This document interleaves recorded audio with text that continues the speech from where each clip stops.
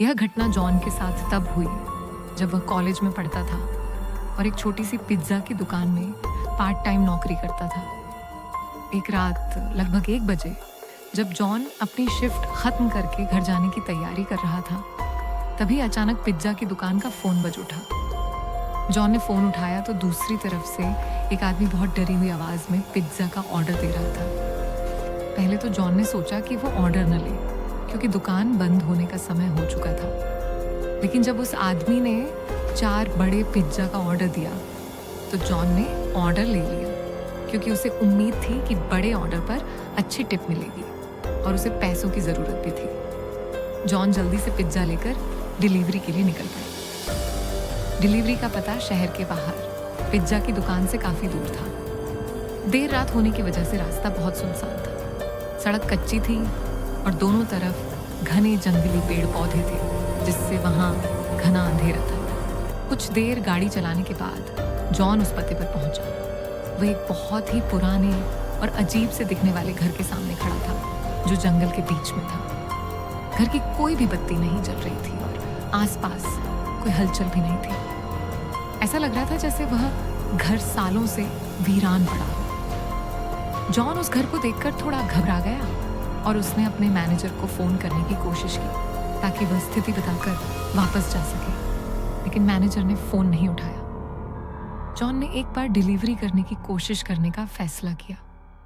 जैसे ही वह आगे बढ़ा, घर के अंदर की एक बत्ती जल गई। इसे जॉन को थोड़ी हिम्मत मिली। उसने दरवाजे की घंटी बजाई और आवाज लगाई, पिज्जा डिलीवरी। लेकिन किसी ने दरवाजा नहीं खोला। उसने दोबारा घंटी बजाई तो उसे अंदर से किसी के चलने की आवाज आई, लेकिन फिर भी किसी ने दरवाजा नहीं खोला। जॉन वापस जाने ही वाला था कि अचानक दरवाजा अपने आप खुल गया। वह थोड़ा घबराते हुए अंदर गया जहां एक हल्की सी रोशनी जल रही थी, लेकिन कोई नहीं था। जॉन ने फिर आवाज लगाई, हेलो, कोई है?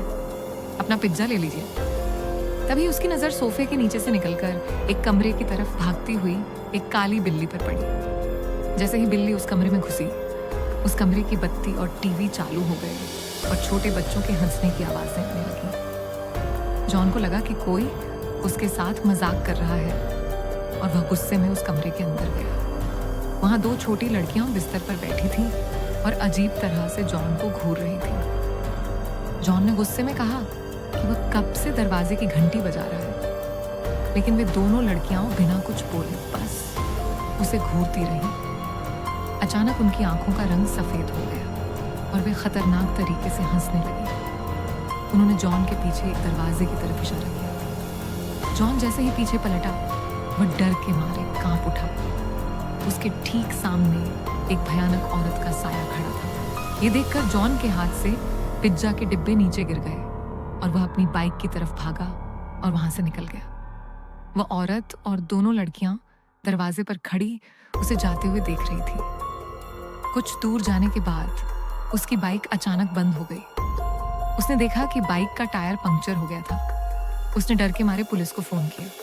तभी उसकी नजर बाइक के शीशे पर पड़ी जिसमें उसे वह औरत और दोनों लड़कियां अपने पीछे खड़ी दिखाई दी। वे तीनों धीरे धीरे उसकी तरफ आ रही थी। जॉन बाइक वहीं छोड़कर जंगल की तरफ भागने लगा। कुछ देर बाद उसे पुलिस की गाड़ी की आवाज सुनाई दी। पुलिस ने उस घर की जांच की, लेकिन उन्हें वहां एक जंगली बिल्ली के अलावा और कुछ नहीं मिला। अगली सुबह जॉन को पता चला कि वह घर पिछले 3 सालों से खाली पड़ा था। 3 साल पहले उस घर में एक औरत और उसकी 2 छोटी बेटियों का कत्ल हो गया था। ये जानकर जॉन के होश उड़ गए। उसे समझ आ गया कि उस रात उसने उन तीनों की आत्माओं को देखा था, लेकिन उसे आज तक ये समझ नहीं आया कि उस रात उसे फोन किसने किया था। इस घटना के बाद जॉन ने पिज्जा डिलीवरी की नौकरी छोड़ दी